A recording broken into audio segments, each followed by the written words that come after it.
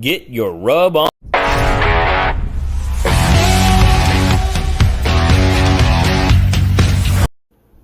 Get your rub on with Addicted to the Q.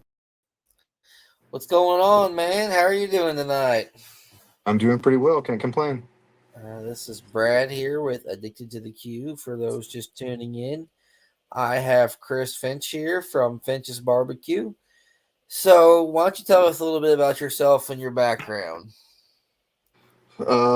Just background in general, or you want the like barbecue background? The barbecue background, I guess, or both.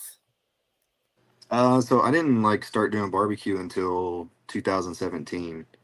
I guess I got my first smoker then, and it was a Oklahoma Joe like 3-in-1. So nothing crazy. Um, So, what made you start it in 2017? well, we had just moved into our new house, and I had a gas grill prior to that at the old house, and so I needed a new gas grill. And then while I was at Academy, uh, I was thinking to myself, well, maybe I'll get one of these gas grills that has a little smoker connected to it, and that's kind of what got me going that route. So, is that what? Which ones have you had since then, as far as smokers? So after that one, I went with I got the 18-inch Weber Smoky Mountain, Yep. and then a few months later, I bought a 22-inch as well, and then I got a Weber kettle. So I was kind of Webered out um, at that point.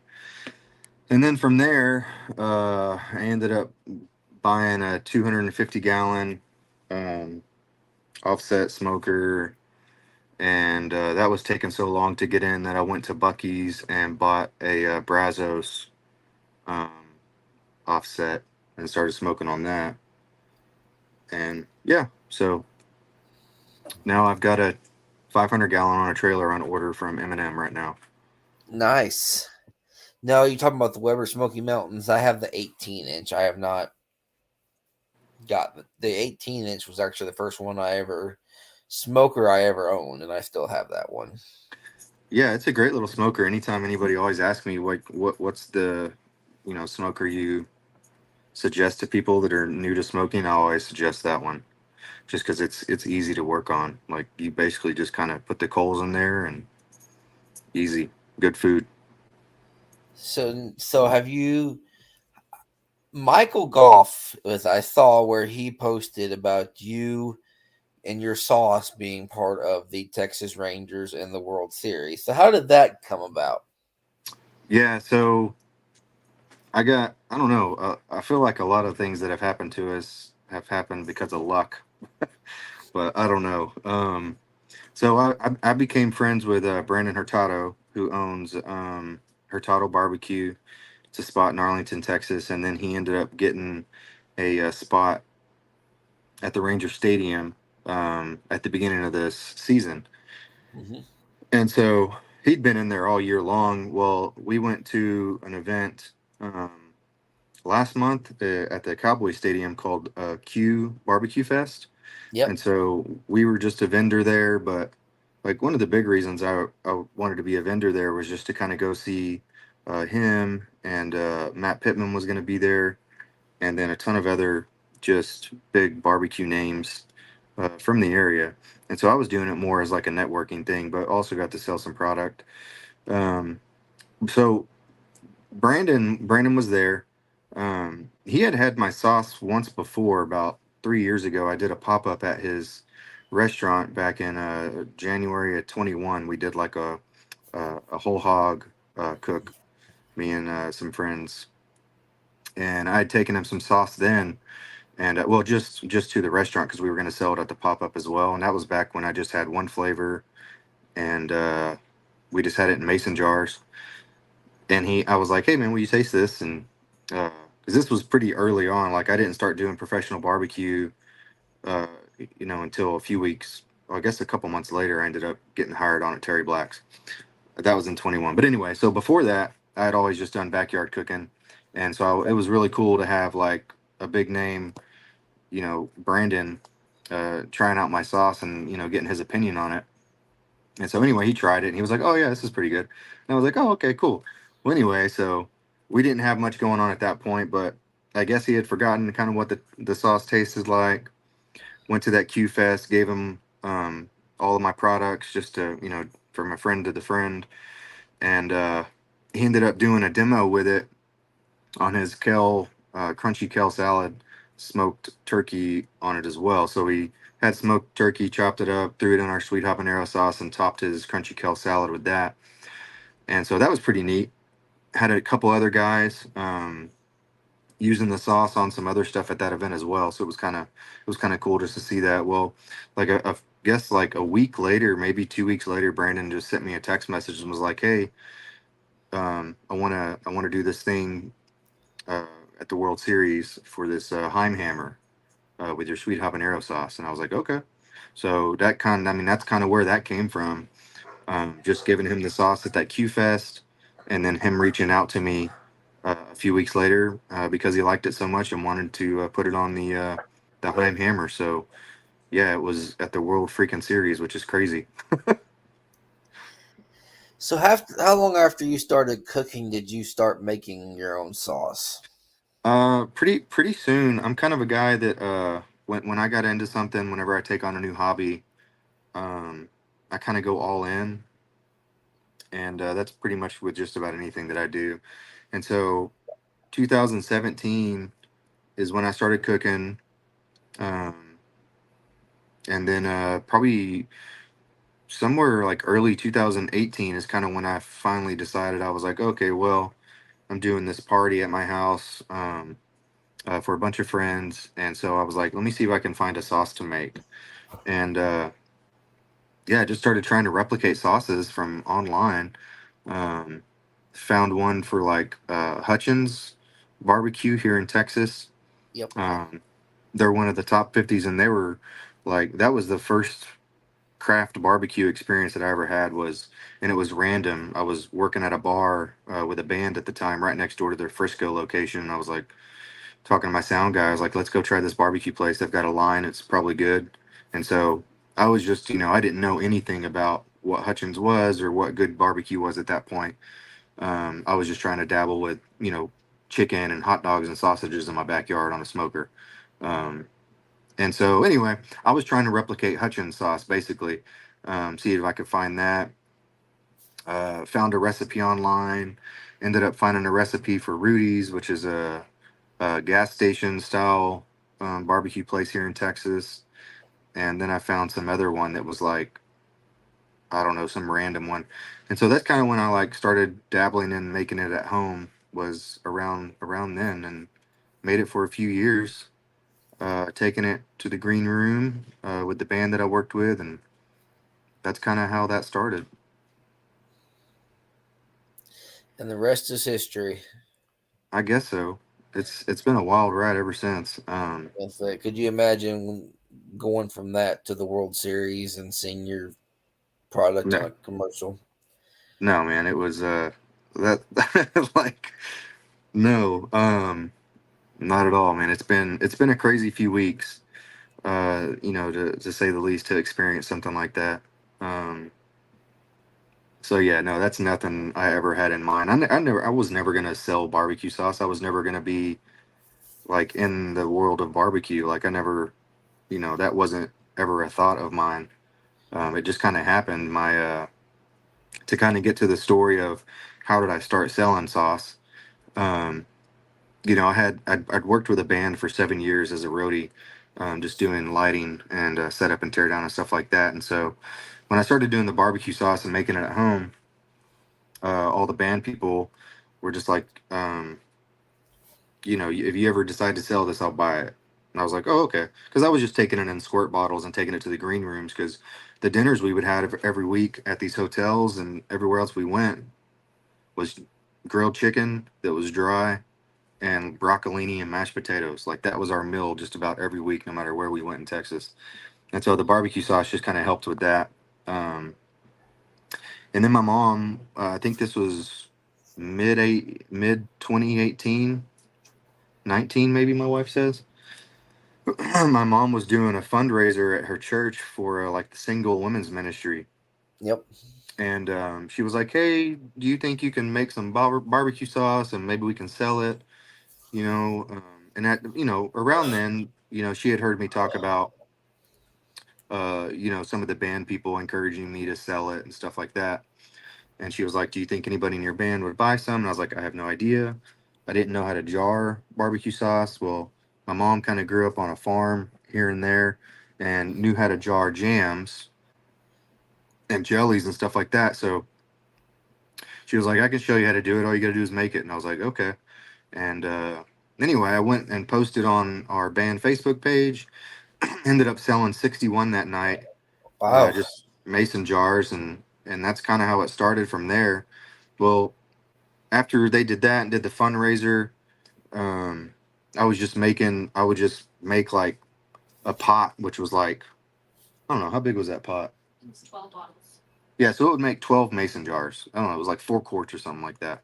Yep. Just your regular stove, spaghetti pot. And so I would just make one batch at a time, and I would have these mason jars, no labels, nothing. And I would just take them to gigs with me, and I was selling them at gigs. And so I was happy if I was selling two mason jars or three a week to just my friends.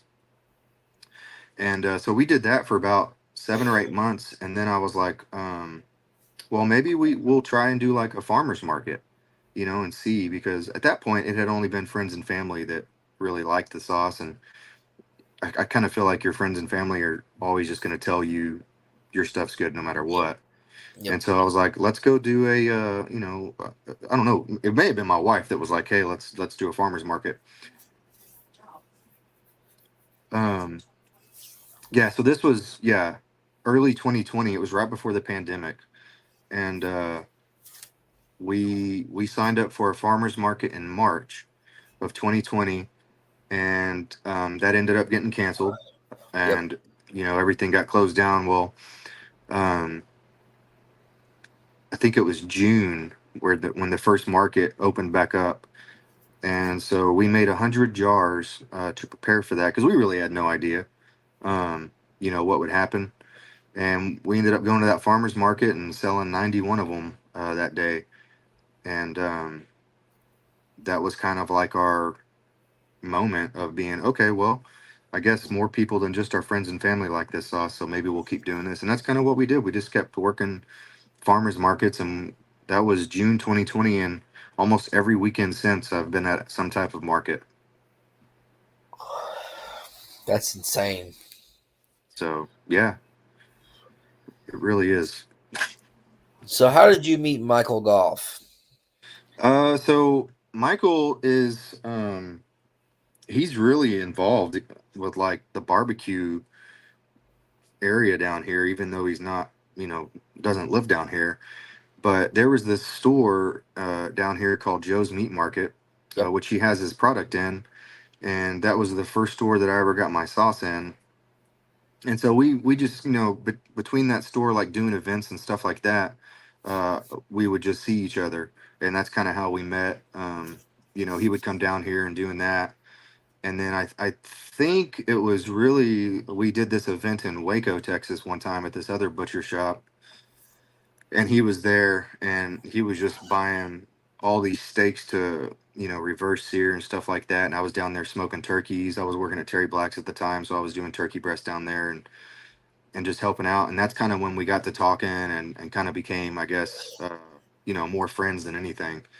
And we've just been friends ever since. And that was 2021. So Yep. yeah, that was, a couple years ago. And ever since, anytime he comes into town, we get together and have some food at smoke sessions or smoke town, or just go to an event together and chop it up. So that's kind of how we met. So now since you live in Texas, I'll go ahead and ask it. What's your favorite barbecue restaurant to eat at in Texas? Uh, Probably I would probably have to say Hutchins still, and the only reason is they have free dessert, That is nice. and that's it, man. They got free banana pudding, peach cobbler, and ice cream, and it's like that's the only thing that puts them over the top. Pretty much all the top guys are doing, everybody's doing brisket the same down here. Everybody, everybody's doing their own sausage. So, and they all have their sides. Yep. Now, there's definitely sides that I like better, like Zavala's barbecue. I love his coleslaw. Um, Smoke Sessions barbecue. I love their potato salad. Hurtado barbecue. I love his hatch mac and cheese. All their brisket's going to be pretty much equal in my opinion. These are all top 50 restaurants and they're all doing high quality food. So it's the other things that are going to separate them. And Hutchins is just good all around, and they have the free dessert. So to me, that makes them number one. That is very I've only place I've been in Texas for barbecue is Franklin's. Oh, okay, yeah. See, I still haven't been there, so It I've wasn't still bad. yet to do that. It's like after working at Terry's for a year and then working at Smoke Sessions for another year. Uh, yeah, I just don't like really find the time to like go to these one-off barbecue places that aren't local. So like Franklin's just a hard one for me to get to. It's 3 hours away, and I'm not gonna go do the whole thing that you have to do to eat there. The waiting line. Yeah, like I'm just not gonna go do that because, like I said, everybody's doing the same stuff, and so for him, everybody does say he has the best brisket, but I've had thousands of briskets, and so like I don't know, it's just not that important to me. The brisket was good. I more went just to say we were passing through, and I more Right? went as just say I've been there as kind of a bucket list Yeah. thing. No, I The definitely brisket understand was that. really good. The turkey was really good. Everything else, honestly, I could have left. The ribs, I wasn't crazy about, but maybe I'm just not a Texas rib fan. I'm more of the KC sweet when it comes to ribs, but Okay. Yeah. it had a little too much black pepper on it for my liking. But Yeah. That's definitely a Texas thing. that's a Texas barbecue We thing. love our So, pepper. but the brisket was really good. I will say that. Yeah. But no, so have you ever done a competition, or have you ever Yeah, I thought did. I about did one? one competition back in 2021, and so there's this barbecue page that I was a part of that was throwing this like kind of like a backyard competition style together. It was a big event raise awareness for veterans, Yep. to like basically get money to support veterans that were homeless or needed taken care of, something like that. I forget the name of the organization right now, but Unforgotten Heroes, I think, is what it was. Oh, gotcha. But so at that time, I was working with the band still. Oh, this was 2020. Sorry, yeah, this was 2020 because I was still working with the band, and I was also doing another job where I was doing inspections for like fire extinguishers and shit. Gotcha. And Terry Black's had just opened in Dallas that November, and I went there on opening day, and anyway, we kind of became befriended a couple of the pit masters there. One of my good friends, Drew Lindsay, and my other buddy Joe De Leon. They both worked there, and so I was just stopping by there once or twice a week on my way home, and I would just get a turkey sandwich. This is back when the turkey sandwiches were like $8. So now they're like 15. It's a little ridiculous how much the price has skyrocketed in the last 3 or 4 years. But so, stopping in and getting a turkey sandwich and being able to hang out with them in the pit room and ask them questions about, how to do brisket and beef ribs and stuff like that. So anyway, I kind of befriended those guys, and when I found out about this competition, I reached out to Drew. Um, huh? Yeah, that's when I got the 250 gallon. It was on order. So anyway, found out about the competition, reached out to Drew and was like, "Hey, do you want to do this competition with me? I'll pay the entry fee. I've got this smoker on order." And he was like, "Yeah, sure." And so I got the smoker in 2 weeks before that competition, and so Drew and Joe were coming over almost every day to just help get the smoker seasoned, run wood through it. We smoked some briskets on it, to kind of feel how it ran. And so, anyway, we ended up doing that competition, and we won first place ribs, People's Choice Award, third place beans. Nice. Yeah, took home 2 grand. So I split it with Drew, and that was it. That was one and done. If they haven't thought about doing any since then, Yeah, I've definitely thought about them, but it's like I don't really. I don't know, competition. Like after doing that, I don't really understand how we won because we cooked restaurant style. We cooked the way he was cooking at Terry Black's. So yeah, and like I don't know. Like after that, like I was just got too busy doing the whole sauce thing and Yep. still doing events, and then I started working at Terry Black's after that. About 4 months later is when I started at Terry Black's. And so working there, we're doing 180 briskets to 220 briskets a day. And so I just didn't really have time to kind of go back into the competition scene. Um, yeah, I don't really like now, I don't really have any interest in it.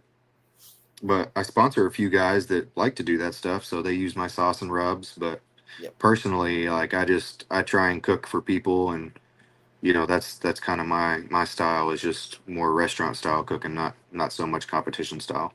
I always tell people what you cook in your backyard or what you cook for a restaurant is not the same thing as what gets turned in for competition style. No, it's yeah, and that's one of the things we learned is that, but you know, I always joke, I'm like, competition barbecue stupid. It really is. Like, it's as I'm trying to it's get my pieces lined up perfectly straight and yeah, it's it's just it's a competition, and so like people that have that competitive drive, it's fun for them because they get to do yep. two things that they like. They're cooking, and they get to be competitive at the same time. So I definitely understand that side of it.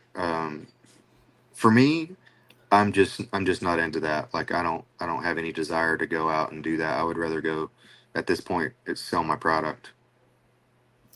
I enjoy doing competitions. I couldn't be like some of them that do 40 some a year and do it every Yeah, single weekend. There's no way. I do five or so as a kind of a stress relief, and then that's about it a yeah, year. That and plus they get kind of expensive after a while. It's not a very cheap hobby. yeah. No, I agree. Not at all. So what's the future look like now that you're Mr. World Series sauce?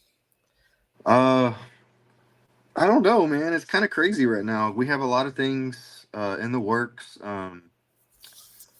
We're like our big focus right now is to just get into more grocery chains. So we're really pushing to try and get into HEB, um, and United Grocers down here in Texas, which is another big one. And so we're really focusing on that, trying to hit HEB, United, and Berkshire's, which are all just big grocery chains here, that can support a little higher cost brand, which is what we are. We charge $10 to $12 a bottle for sauce and rubs. So we kind of aim for those types of stores, the barbecue stores, butcher shops, boutique places like that. We're currently in Central Market, which is owned by HEB down here, but they only have 10 locations in Texas. So that's one of our bigger accounts. And then we just got into the Meat Church store, Yep. um, and so that's we've gotten a ton of orders this week just from Matt posting me on Instagram. Um, so we'll Meat see. Church has quite the following, it seems like. Yeah, it's definitely a religion down here. So, but yeah, I Yeah. mean that's what we're doing. And like I said at the beginning, I just ordered an M&M 500 on a trailer. So I'm trying to get into more of the food side as well to do more food events, and kind of let the sauce and rubs side of the business kind of do its own thing. So Have you expanded out of Texas, or are you primarily just still out in Texas? yeah, we're primarily Texas. I mean, we have our products on these like wholesale websites. Yep. Um, and so people like, where did we ship to this week? Like Minnesota. Yeah. So we're in like 60 stores total. Probably 40 of them to 45 are here in Texas. Gotcha. Um, the rest are just kind of sporadic all over. Oh, I think California was one of them that we just mailed to, but they're just like boutique places, stuff like that. These places that find us online. Three of them this week just saw us on Meat Church, so that was a thing. They're like, okay, well, you're available on Meat Church now. Maybe I should pick up your product and put it in our location. So that's been happening. We're in one store in Sweden. Uh, How'd man, that that's happen? I have no idea. Just through the yeah, my wife said through the wholesale website. So Yeah, yeah, the wholesale websites are great.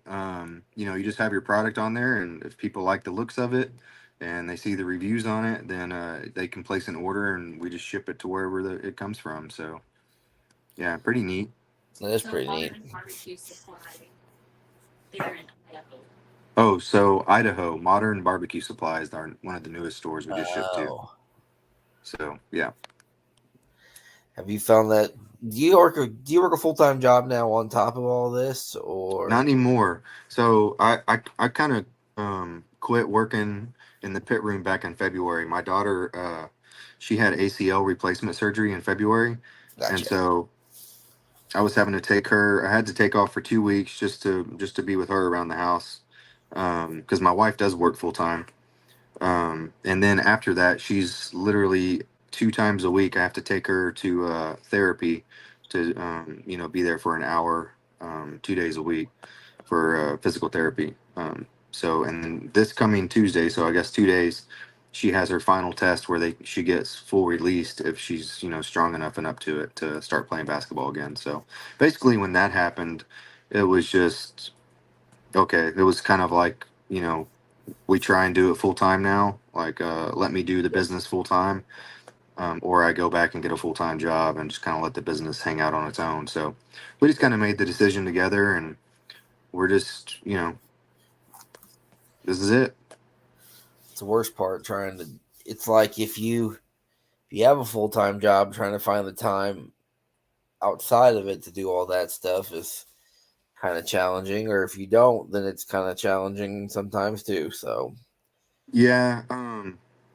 Yeah. I mean, it was definitely rough, when I was working at Terry Black's for a year because I would have to work every weekend. And so it was kind of on my wife's shoulders. She would go to work Monday through Friday, and then she would be the one at the market on Saturdays. yep, And then if we had a Sunday event, and then what got real crazy is when we got accepted into the State Fair of Texas that year. That was a whole month that I took off 2 months from Terry Black so I could spend 30 days making 6,000 bottles, and then spent another 24 days at the fair trying to sell them all. And so that was rough, but we're getting through it. My wife still works way harder than I do. yep. So That is very.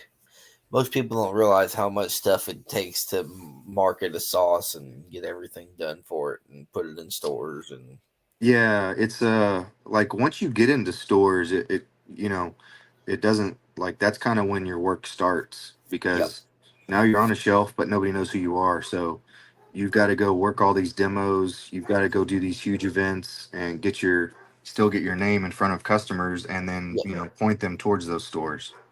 yep. That's exactly So right.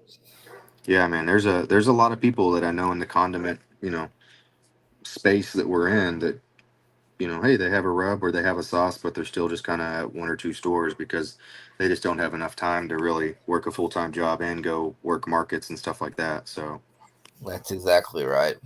you just have to make a decision of what you really want. Is it going to be, a hobby, or are you going to try and make it, a living? So Yep. we're trying to make a living at it right now.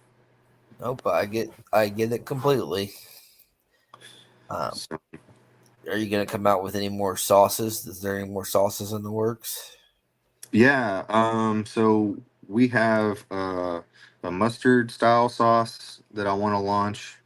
Yep. And then I have a glaze that I want to launch as well. And then I've got we just came out with our honey habanero rub, but I've got two more rubs that I'll be launching also. But I usually try and just come out with one thing at a like once a year, pretty much. Yep. Um, Otherwise, like it's just if you launch all these products at once, like you got to get the stores invested in your product. Um, and doing it on this scale when you come out with one thing like you're ordering 500 pounds of rub for just one flavor, and so that's not a cheap purchase order. And No. if I don't have any stores that are making purchase orders for that product, then it's hard to really come out with it. So Yep. just kind of got to do it slow, one at a time. Well, that makes complete sense. I always tell people once I get my first sauce on the ground, it seems like half your expense is taken care of for the second one. But Yeah, yeah, you're constantly just like putting money back into the business to yeah, like, yeah. So as we ran out of everything after the state fair, and like, so I had to make a purchase order for 5 products, and that took all my profit. yes, So it's just like, and then you got to sit back and wait for all that product to sell, and yeah, it's tough, man.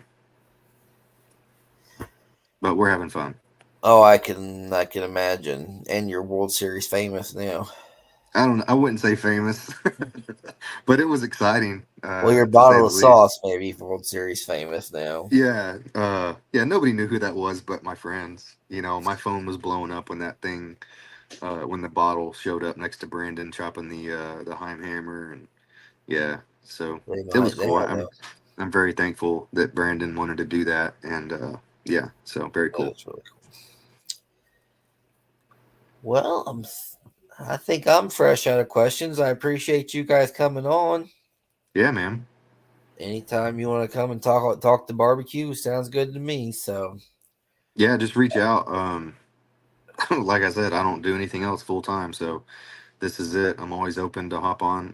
I love teaching. I've done a bunch of classes, so if y'all ever want to do something like that, we can collab, do yes, that online would be great. classes. Um, this week I'll be going live on my Finch BBQ Facebook page. One day I'll be doing pork belly burnt ends, and Ooh, then I'm doing 2 whole chickens another day, and 2 pork butts. So I just like to go live when I'm doing, cooking for the family or whatever, and just show people how to cook. I did recently follow your Facebook, so hopefully I'll see it pretty Oh soon. yeah, yeah, man, just hop on. So like, I don't ever get a ton of viewers. It's usually like 5 to 8, maybe 10 if I'm lucky. But it's I always post the video for the maximum 30 days or whatever, so Yep. anybody can go on there and watch it afterwards if they don't, have the time to watch it live. So Well, yeah, thank you. yeah, man.